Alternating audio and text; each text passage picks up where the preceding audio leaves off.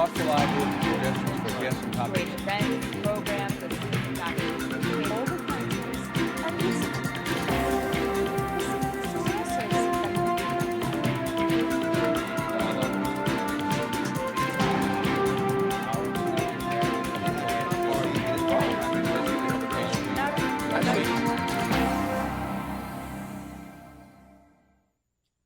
Welcome to this week's segment of Dialogue Houston. I'm your host, Lawrence Payne. To those joining us for the first time here for ACC's TV Dialogue Houston, we can be found now every Tuesday and Thursday, and also on Saturday afternoon.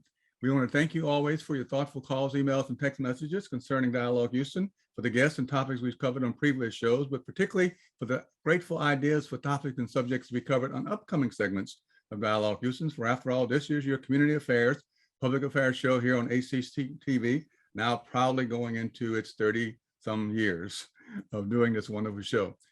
We have a great show lined up for you today. We're going to focus on two things that are very dear to my heart. First is the San Jacinto Girl Scout Council, and we're going to talk about everything to do with Girl Scouts. The second will be our HPL segment for living in for such a time as this, and also the link, Living in New Knowledge. And we'll be joined by two wonderful representatives of the library from that segment. But before we get to them, we're going to stop and talk to our good friend, Heather Ganucheau, who is the Marketing and Communications Director for the San Jacinto Girl Scout Council. I'm proud to say I was on the board of the council for many, many years, so it's a very special place in my heart to be talking about Girl Scouts, particularly this time of year. Cookie time, might as well get it up front. Cookie right here. My favorite, Caramel Delights. See these? The rest of them are behind me. Here we go, right here on the wall. All right, before we get too far into this and I break out the cookies, Heather, welcome. Hi, Lawrence. Thank you so much for having me here today. And thank you for serving on our board. I'm excited to talk to everybody about Girl Scouts and the wonderful things you've got going on. Well, let's dive in, and then we'll just kind of start with the cookies because that's the obvious thing, but we got so many other things to talk about as it relates to Girl Scouts.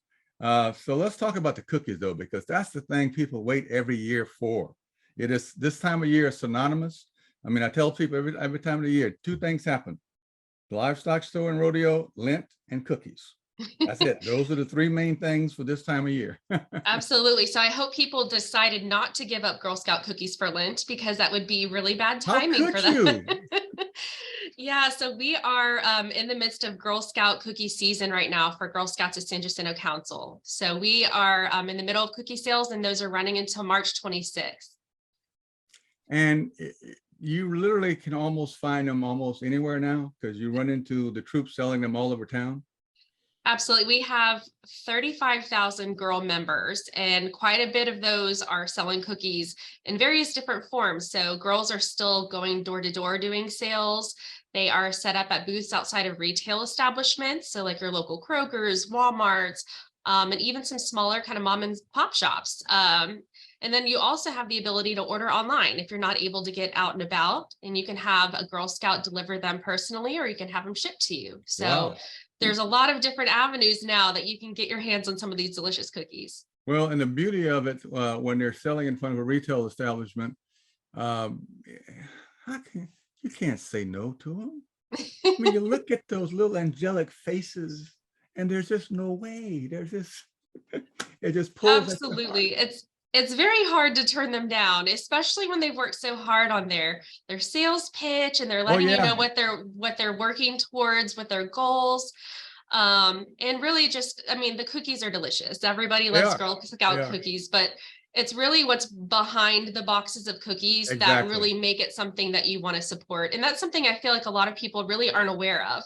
They know girls are selling cookies, but they aren't familiar with the goal behind the cookies and how these are supporting girls in their troop activities throughout the year. Yeah, and that's important because we've always emphasized that we want Girl Scouting to be for every girl, to be able to make it possible to afford it. The dues are very, very modest, $25 annual, not monthly, annual. And so, but the idea is that every girl should have the opportunity to be a Girl Scout. And this, through the cookie sales and cookie drives and other things we do during the year, is what funds the operation, so that it is possible for every girl to be able to be a member if she wants to be. Absolutely. And the beautiful thing about the Girl Scout cookie program, it is the world's largest girl-led entrepreneurship program ever, with the emphasis on girl-led. So girls themselves are the ones deciding what they'd like to raise the funds for, what is their goal for the year, whether they'd like to use the funds to pay for all of the membership fees for their troops so that everyone has the opportunity to continue Girl Scouting together for the next year.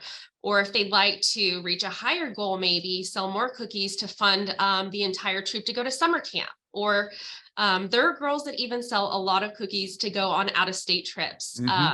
We have girls that love to go to Savannah, Georgia, where Girl Scouts was initially founded here in the United States, or New York City. The options are really limitless, and it's up to the girls on what they'd like to do, and then really set a goal to work towards that that end result. Yeah, and the annual trip to Washington is also one that they love to do when they go on the Hill.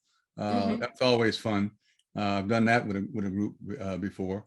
But it really is interesting to see, because people have to realize that a lot goes into, I'm also was a Boy Scout way back when, to be able to participate fully with all the things you kind of need, the uniforms, all this stuff, by the time you add up all that it adds up to some pretty good money.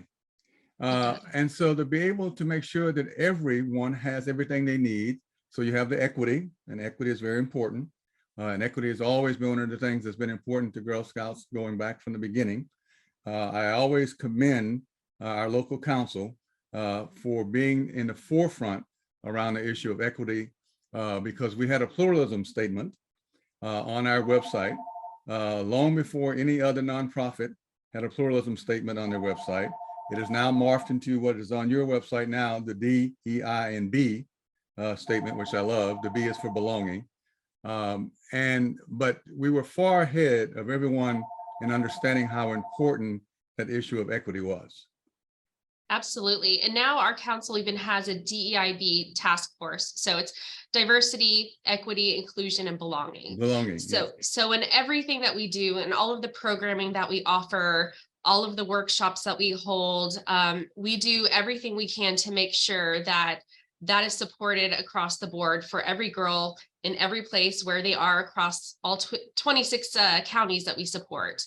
And in addition to that, we also have a special outreach program with that is unique to our council, that supports even like lower income neighborhoods that wouldn't usually be served with traditional Girl Scouting due to the lack of volunteer resources and things like that. So we have special team here with our council that goes into these areas and provides Girl Scouting to those girls as well, to make sure that everyone has the opportunity for this awesome leadership experience, to build these skills, and then also just have that sense of community with their fellow Girl Scouts. Yeah, and bless our wonderful leaders, Hart Mary Vitek, who over the years has really made sure that literally Girl Scouts is everywhere.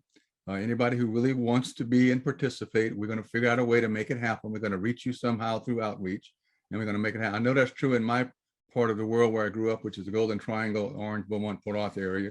I know the Service Center in Beaumont has made it really possible to go into some of those little neighborhoods and communities around there and make sure that everybody knows that this is available to you if you want to participate. Absolutely. And aside from just geographically being able to be included, but financially too. So as a nonprofit, we are very blessed to have had some wonderful donors that contribute to our council to support funding for girls that might not be able to support themselves for either membership or going on summer camp or different activities. So financial assistance is available for anyone who wants to be a Girl Scout. So financial restrictions or challenges, I would say, aren't going to stop girls from being able to participate. We take it off the table. We just take that. Absolutely. Off the table. So, it's not an issue. We have the ability to support girls with that. Yeah, if you want to, like I said, if you want to belong and you want to be a member and you want to join, we're going to make it happen. Yeah, even for summer camp, we have a thing called camperships.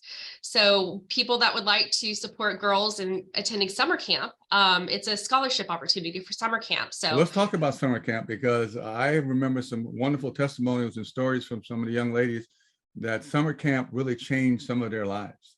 It was the first time they ever experienced, quote unquote, the experience of a summer camp, because that was always for other girls or girls with prestige and money and came from families that could afford to send kids to summer camp. Summer camp literally changed some of their lives. When you ask a lot of people that attended summer camp, I know personally, I attended summer camp as a young girl too. It's some of my core memories in my life. And I still have lifelong friendships that I developed with people at a young age through summer camp. It really just takes you kind of a step out of your normal environment and kind of shifts focus to building relationships, having just a good time, but also taking on some challenges that you might not otherwise do in your normal comfort zone.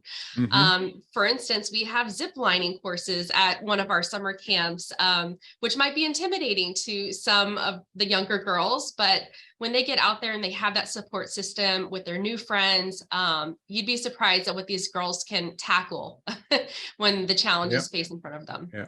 And one of the testimonies I remember very clearly was about horseback riding. Young lady never been around horses, always loved horses, never thought she would be up close to a horse, touch a horse, let alone learn how to ride a horse. And she became really good, became really equestrian. She really became really good at it. And well, if it wasn't for Girl Scouting, she never would have been around a horse. Yeah, it's really great. You see the first day of camp, sometimes with different activities, some of the girls might be a little shy or a little apprehensive to try something new. By the end of that week, they're like, let's go for it. You know, they're feeling confident and they just know that that fear is behind them. So it's really great to see just over the course of a handful of days, that progression, and not just with activities, but even people that might have been a little more shy in developing new friendships. So it really just gets them to build a sense of courage and confidence. And we love to see that by the end of camp. And the leadership training program, the courses that you offer are truly, truly great programs to really get into the idea of not only what leadership is, but how do you exercise leadership, and particularly even servant leadership. And because you cover all aspects of leadership, that by the time they've gone through some of those experiences, they are probably more aware of some of the tenets of leadership than even some adults, because it's such a great program. Absolutely. And just day-to-day, even troop meetings, all of these meetings are girl-led, and girls have the opportunity to take a leadership stance in their day-to-day meetings. They can decide who's going to be in charge of that meeting, what topic are they going to present. And so it gives girls a safe place and a comfortable environment for them to take charge and develop a little more sense of confidence and being able to lead a team. Let's switch gears a little bit and talk about your alumni, your alumnus. You have a fierce group of alumni who have experienced Girl Scouts, many of them themselves, former board members, former Girl Scouts. But not only are they committed and loyal, they understand what Girl Scouting did for them. And they're more than happy and eager to try to share that and give that experience to other girls and to do whatever it takes to make that happen. Some of the most dedicated alumni of any organization I've ever worked with are the alumni groups from the Girl Scouts. Absolutely. If you look at our membership numbers right now, we have a little over 14,000 adult members that are registered with our council.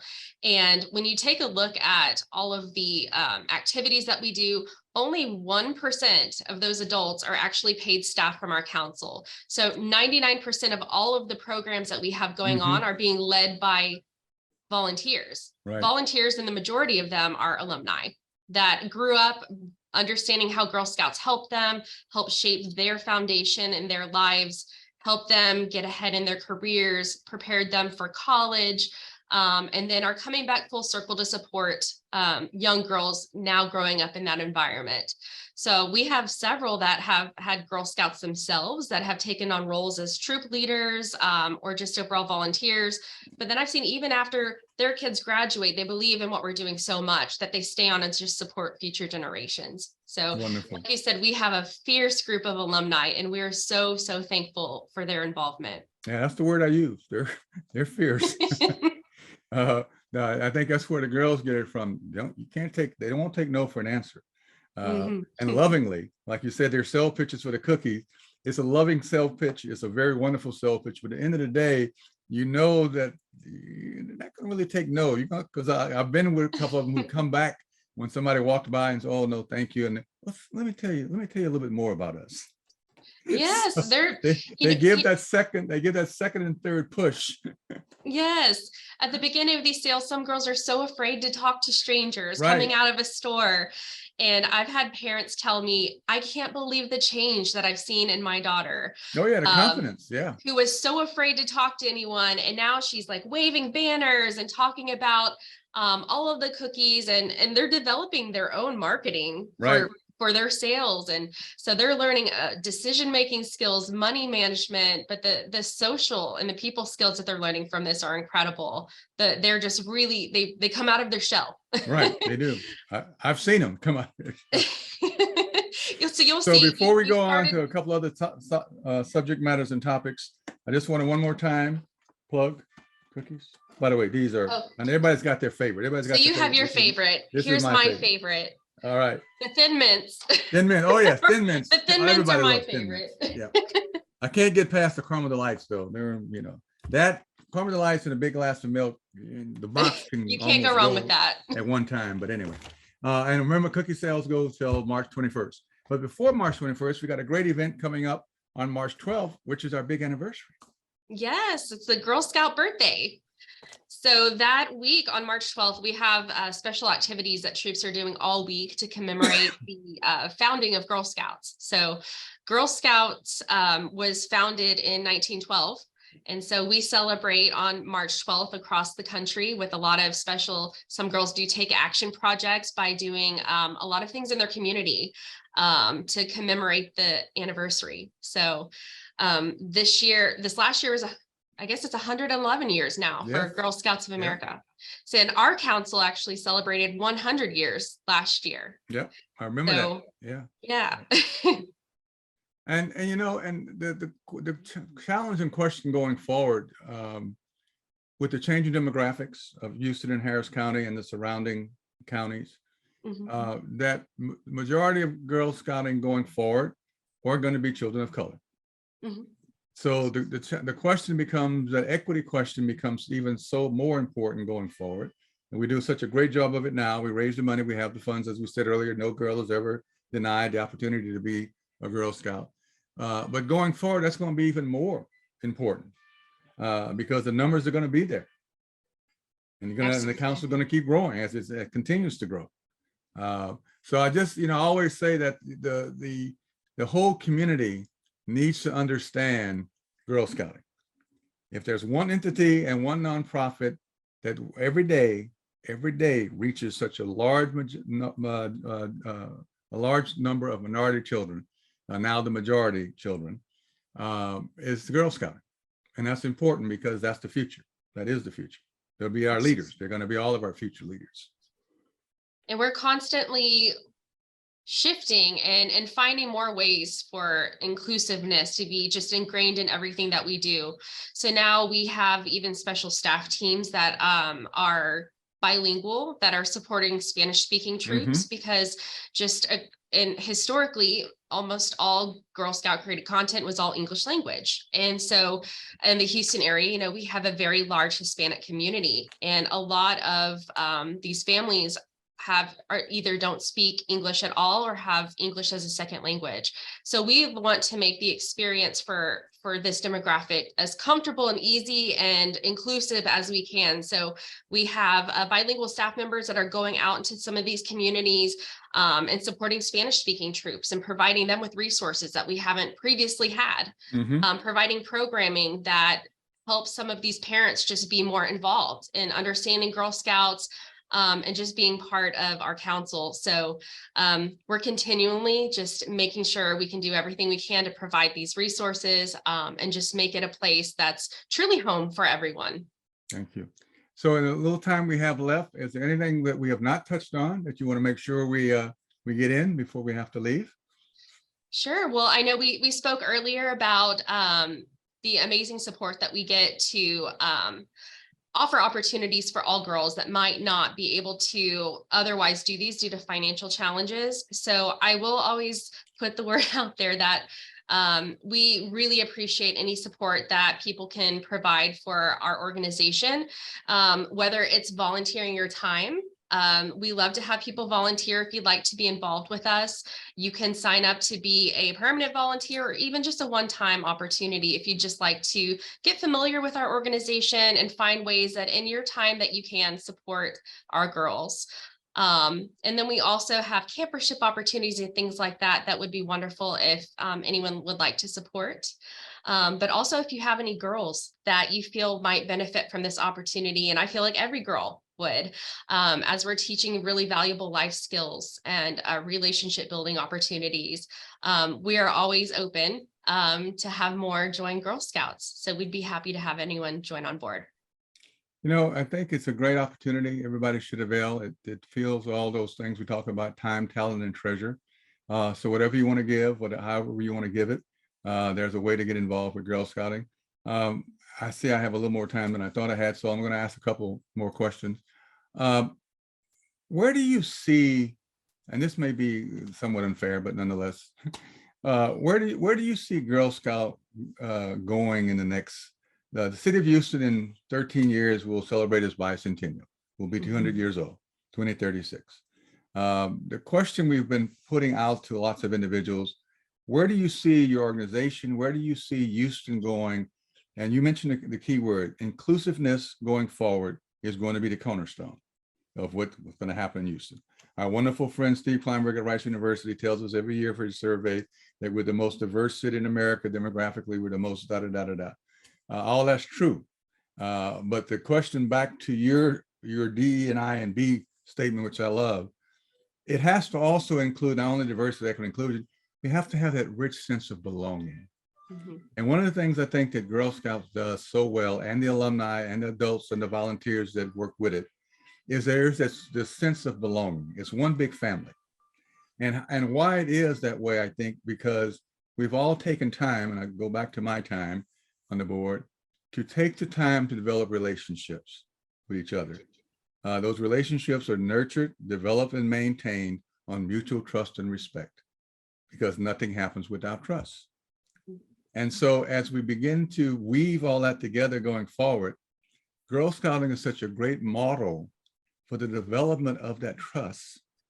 One of the things I mentioned about that, the horsemanship earlier, is that one of the things that you always learn from that process is the bonding between the rider and the horse. And that is based on trust. And so, and all of that develops in a way that I think we can talk about going forward, that allows us to see that this is where it all kind of comes together. And that point about equity is also tied to this, because the road to equity is empathy. There is no equity without empathy. And so that all starts with those relationships. I know that y'all, we focus on that so well, but I think you're just in a perfect position going forward to be an example, of how all that works when it comes together.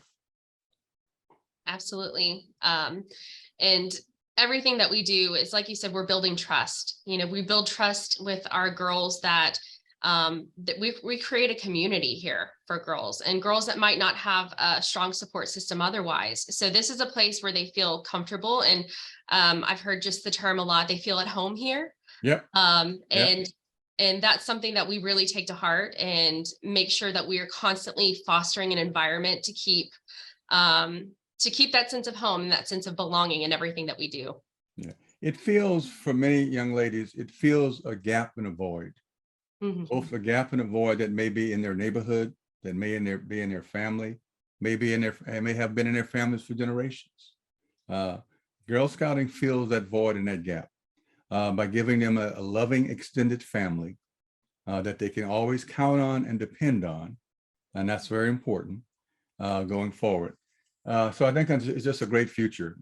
So I know every year with the cookie time, we have some pre-events before we kick it off, but aren't there still a few little ongoing opportunities to do creative stuff with the cookies? I know you do the chef thing with the recipes, but that's in the beginning. Do we do anything in the middle to kind of keep things alive? So we do. So Well, for one, we have a contest right now for girls to get creative with their cookie booths. That's So it. I knew there was they are something. they Yeah. are competing right now for the most creative booth, but also just to educate people about why we're selling cookies. So on their booth displays, they have to display the five skills that they're learning through the cookie sale. So like decision making, financial management, goal setting, people skills, things like that.